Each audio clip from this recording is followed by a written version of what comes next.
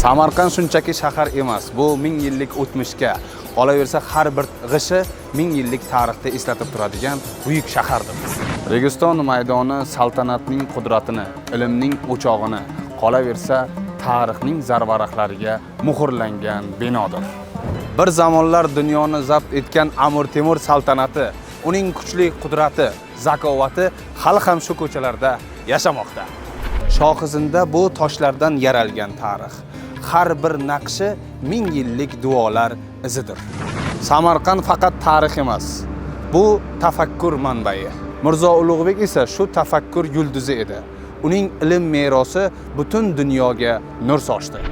Bu zamin buyuk allomalar yurti. Ularning eng ulug'i Imom al-Buxoriydir. U nomning eshitganda yuraklar poklanadi, ruhlar yuksaladi.